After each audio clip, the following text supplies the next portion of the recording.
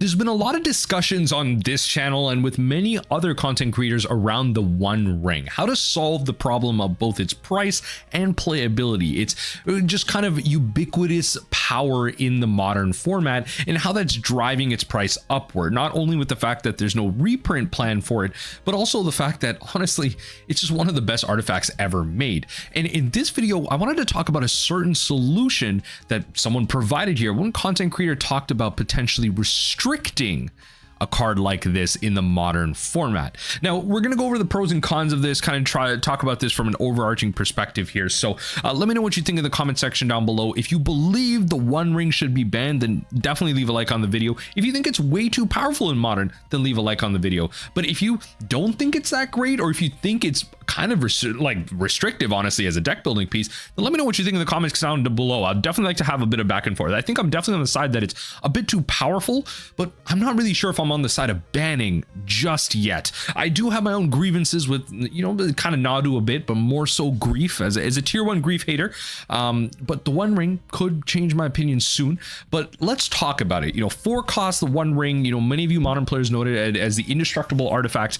When the One Ring enters the battlefield, if you cast it, you gain protection from everything until the end of turn. So if you just bring it back from your graveyard in other formats with something like a Goblin Engineer, then you're not going to be able to get it. If you you know, kind of cast it, or like exactly, if you're able to renew it like that, you're not getting an effect. And at the beginning of your upkeep, you lose 1 life for each burden counter on the One Ring, and then you can tap, put a burden counter on it, and you draw a card for each burden counter on it. So you then get to over time draw more and more cards. So essentially it's very lore accurate. The more you use the ring, the more you get consumed by its power, but the more you gain from it. So it's a bit of a give and take. You're losing the life over time, but you're gaining more resources over and over again. And I think from a lore perspective, the concept of restriction could actually be very relevant. But also from a gameplay perspective, I think it's really unprecedented. I mean, the vintage format is really the only format that has had restrictions in it. It's a format where all cards are legal in Magic, but we restrict cards. We ban a lot of cards in terms of the anti-cards, cards that just like fundamentally break the game. But in terms of blackboarded cards, largely speaking, restrictions are the way to go. So you can play 1 of each copy of the Power 9. You just can't play 4 of, or decks would just be absolutely insane. Now, the One Ring could potentially have that option. Now, coming from other TCGs, a lot of people have this criticism that the Magic the Gathering isn't a restriction card game. That's like a Yu-Gi-Oh thing. And I think that's the general sentiment that a lot of people have. Like, this is a Yu-Gi-Oh concept, and it's one for vintage. It's not one for the modern age of Magic the Gathering. And being one of the more successful TCGs out there, I think it's fair to say that Magic has had its success with the lack of restrictions. Now, vintage obviously being a spectacle style format for Magic the Gathering, largely played on Magic Online, and for those rare moments where you go to a big-ended a kind of big-ended LGS where they may be playing like proxy free, very much proxy vintage. If you're playing like proxy free vintage, oh lord, you're coming into some high rollers there.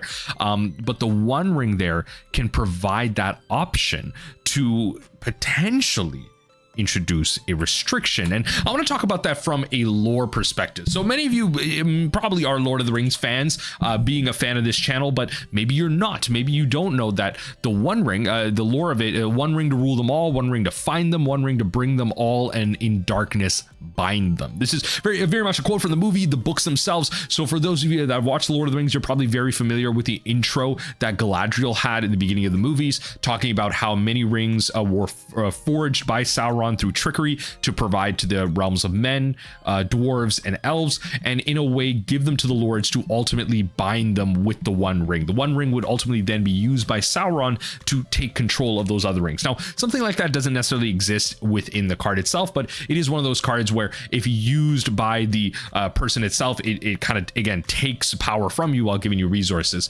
You know, the ruling the Master's Ring, Ring of Power, Isildur's Bane, made by the Dark Lord Sauron as a 1 of on kind of Mount Doom in the Second Age, and his intent was to enhance his power and control the different realms with it. It's led to many wars. It has led to the central story that is the Lord of the Rings. And so from a thematic perspective, of course, the One Ring being a playset index can be a little weird, but of course that is kind of fixed by the fact that it is a legendary artifact. So you can only have 1 out in the battlefield at a time, but you may have access to multiple in your library. But if a library is seen as a not an armoire, sorry, a kind of a lexicon of your knowledge base as a planeswalker to cast your spells, your creatures, your counter spells, your offensive magic, then having access to the four one rings can be a little bit lore breaking. But I think there's a little bit lore breaking, more lore breaking elements when it comes to Universes Beyond, and the kind of ring tempting you, having multiple ring bearers on the battlefield at the same time. Like, I think we're kind of past the whole concept of lore breaking, so that's not really what I'm going to get into. But I think, you know, from a lore perspective, it can be very easy to see how there is a precedence for restriction. And kind of talking about price as well, I'm not necessarily suggesting that restrictions are a way to fix pricing, but I think there's a lot of action being made as to how to solve the One Ring, which is how this discussion around restrictions came up, where Saffron Olive tweeted out here after showing up in almost half the decks in Modern Pro Tour, Modern Horizons 3, which is definitely a big driver for its price to spike. The pack printing of the One Ring jumped 30% to $150 this week. The cheapest version, the bundle promo, is $110. The bundle promo is personally the one that I have, and you know, this is definitely a big precedent for Wizards of the Coast to do something. Right now, there's no announced plan to print a Universes Within version of this, and even if there was a Universes Within version of it, it likely wouldn't be within a printing in a pack just yet. It would probably be within a secret layer bundle. That secret layer bundle would probably be priced exorbitantly, but even with the price of the One Ring and how it's rising, that secret layer bundle would probably be worth it anyway in terms of the price of the ring. It'd probably be like the promo bundle where that where that bundle was like 35 USD or like 40 USD, and the One Ring was like 45 or 50. So it'll probably be something like that, where the secret layer may be like $100, but the One Ring's like 150. So technically speaking, stonks. You know what I mean? Like, so there is something that needs to be done about the One Ring, whether it in terms of playability, in power, and also in terms of price. So what happens is Cedric Phillips outlines an idea where the One Ring, the solution may not be ban it, but it's to restrict it. And so here's why. So kind of going through the whole tweet here, it's quite literally in the name, and therefore would be a flavor win if you care about such things. So kind of highlighting that in the beginning there. It will lead to more dynamic gameplay. Games that revolve around beating one copy of the One Ring are more fun and interesting than games trying to beat 4 of them. Example, I'm going to save a copy of Negate for as long as I can in case they have their one copy of the One Ring, which I don't know how I feel about this point. I feel like it's kind of like baiting. Like, you kind of, at this point, I feel like it makes it potentially more expensive because all decks can afford to generally play like a one-off copy. So like all decks will officially be playing the One Ring. Right now, like a bunch of decks are playing the One Ring as playsets, but like all decks could then just play a One Ring. Like it's just, I don't know, like it's just this extra bait that you have. I don't know. It'll lead to interesting deck building decisions from both sides. Does a person with a copy of the One Ring in their deck play ways to find it, bounce it, revive it? Does the person try and beat the One Ring, dedicate resources to try and beat it? If so, how many and what type? I don't know if I would call this interesting deck building decisions, but that's something the philosophy of Wizards of the Coast can provide. Restricting it doesn't soul crush people who own 4 copies. I'm not an MTG finance person, so I don't know what would happen to the price of the card, but my best guess is it would be a relief to players who want to play this card but can't afford 4 copies, because I guess, yes, more copies would flood the market and enter as people don't want their play sets, especially Commander players. Like, a lot of them are just looking for one of cards, and they'll proxy the rest for those of them that have access to printers or can just kind of proxy up a card and their play group allows it. So this would be a relief to them, being able to get one of copies, and for people with 4 copies, they're still playable and the bottom doesn't fall out on the extra copy you have. Great stories experience will be more likely to occur, and I think the story experience of I was in deep crap but I peeled my copy of the One Ring and saved myself, or I just needed a copy, I needed to dodge their copy of the One Ring but they drew it, or I couldn't find a way to get my copy of the One Ring off the battlefield and it killed me, is a lot more interesting on theme than they chained a couple of One Rings and nothing mattered. And I think this has like a little bit of fair criticism to it, in the sense that there are multiple games, and I played them as well, you know, kind of playing the One Ring in the Azorius Mill deck that I've had, and I've played other leagues as well with other modern decks playing the One Ring, where it's very true that you do just end up jamming multiple copies of the One Ring because you have to undo the life loss that you have, especially once you start getting like 3-4 burden counters on it. It starts getting a little ridiculous, because at that point, if you have 3-4 burden counters on it, you've lost 10 life at that point. You've lost 1 off the 1 burden counter, 2 off the 2 to 3, 3 burden counters off the 3 to 6 life, and then on the 4th burden counter,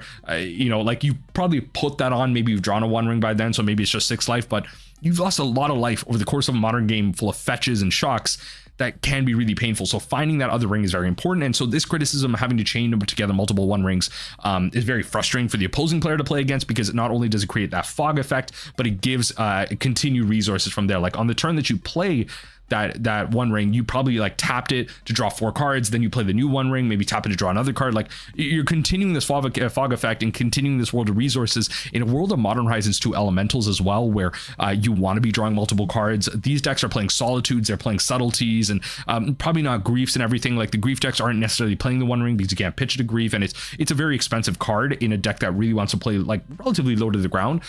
But in a deck full of Modern Horizons or a format full of Modern Horizons 2 elementals, a resource engine like this is actually really powerful, which is why you see it in the 4-color Omnat decks. You can bounce it again with Teferi to play your own copy again. You can, Omnat to continue to draw through your deck, play lands, and just kind of outdo the life loss that you get with the life gain you get from Omnat. Like, there's so many things that help it, and I guess I could see this. I just don't know if like going for stories is really what you want, right?